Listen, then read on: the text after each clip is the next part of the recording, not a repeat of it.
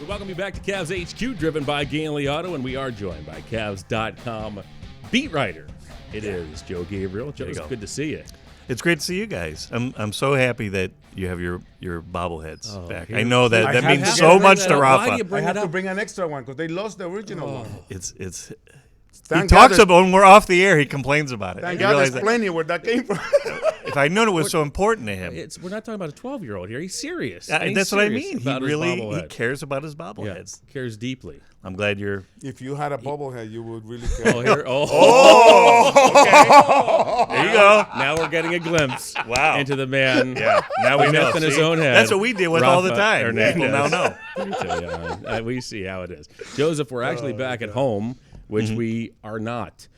A lot in this month of March. Been on the road. It's always funny. We come back from the road and, the games are the games. We call the games and do our things. But a lot of times we come back thinking about things that happen behind the scenes while we're on the road, away from the friendly confines of the queue. Yeah. I mean, again, like I always go back to like my first experience with, you have road dogs on the road. Anybody who travels, you probably have road dogs. Now I sit next to Rafa on the plane, so Rafa, we're all road dogs. We still haven't come up with a name for the row. We've been looking for that. I know for our row, me and him on the plane. All right, yeah, okay. Keep thinking. But go ahead. So here's a good example of and I didn't know Rafa very well, and I figured, well, okay, he's a Spanish broadcaster. I'll get to know him slowly, and So first road trip we ever go to. It's Portland. We're in Portland. Pre-game media dinner, and we're sitting there. I see Rafa sitting there by himself, and he's kind of eating his food. The new guy. The new guy. So I said, I'm gonna sit down. Nice the poor guy, he probably, right. nothing happens to him. He's probably sitting there all quiet. So I sit down next to him. We start talking about the game tonight and the NFL playoffs coming up that weekend, the NFL games coming up that weekend. We talk about 4 or 5 stupid things, and then he goes, "Oh man, by the way, I gave some guy the Heimlich maneuver. He was choking. I saved his life."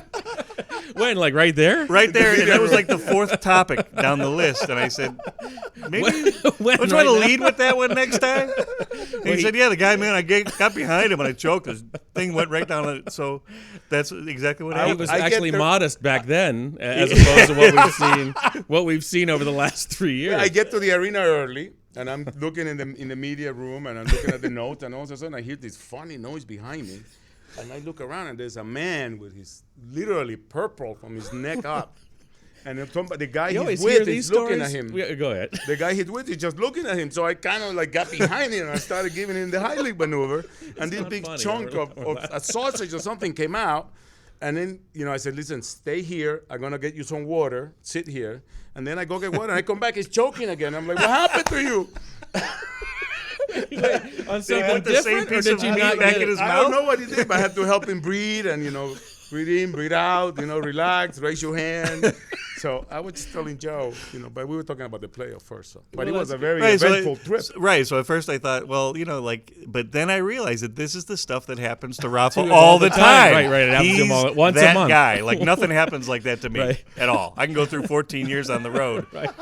That happens. Stuff like that happens to him So anyway, that we go right from Portland to Denver. And we're unloading the truck. For people who don't know, we unload all the equipment and the luggage off the truck. And we're unloading the truck, and I'm telling this story to all the guys unloading the truck. And I'm like, man, you wouldn't believe it. It's like, this is just the stuff that happens to Rafa. I can't believe this stuff that happens. As we're unloading the truck, one of the women from the lobby comes out and says, does anybody here speak Spanish? I raised my hand. Of course, it's Rafa. We have an emergency. Come into the lobby. See. Then he goes in the lobby. Explain that one. It was a guest. These are back to back. This is the same. This road is trip. the same night. Same night. This is the same night after the game. So I pick up the phone. The lady hands it to me, and it's a guy who's clearly drunk, and he needs a room key. So you had to get on the phone? Yeah, because the guy was on the phone speaking Spanish to the lobby person, and then I'm talking to him, and he's like, I said, "What's wrong with you? What happened?" He goes, "Well, I need a room key. I need a key for my room." Right. And I said, "Come down to the lobby. You get one here." He goes, "No, but I don't want to get locked out." I'm like, "Dude, you're inside your room? What do you want the key for?" Was he inside his room? Yeah, he was calling from his room. So I said to the lady, I said, "Listen, he's drunk. Leave him alone. He'll come back tomorrow morning to pick up his key." Did your explanation include the word loco at any point? So I didn't realize it was the same night. The same exact Same night. Well, that is Rafa on the road. My first Something road probably trip. happened the next night too that I just forgot about. My first road trip. That was it. But I know there are plenty of stories, and you have one of the best ones in Atlanta at the lobby of the hotel with the best guy who's, when he's not on the road, the trips are not the same. Right. And that is Señor Cavalier Austin Carr. You took the words out of my mouth. One of my favorite humans on the earth is Austin Carr. What you love about him is he's so genuine. You know what I mean? Yeah. What he's thinking about is Exactly. what you hear about. There's no hidden agendas. No There's filter. no egos, which, believe it or not, sometimes is rarer than you think in this profession. You'd be surprised. But Austin, one of the greatest. So we were standing in the lobby in Atlanta, and it was Austin, me, I think it was Brent Valenti, Danny Sevick, the guys who do a great job production-wise for Fox Sports Ohio. And we're in this big ornate, what is it, the Four Seasons? Is that the this big ornate hotel, high ceilings and everything else. So I think it was Dan Sevick sees this guy about 30 feet away. He's in line getting ready to check in, middle-aged guy. And Dan Sevick goes, I think that's Stephen King over there. We're like, what? The author, Stephen King? He goes, yeah, I think it's Stephen King. And somebody was like, no, it's not Stephen King. And we're debating. Like, I wouldn't know Steve. I couldn't pick him out of a lineup. I don't know one way or the other. Everybody's debating and debating. So Austin, apparently sick of that discussion, says, you know what, I'm going to find out. And he just yells out, hey, Stephen! Like, we're talking about 30 feet across the room, right?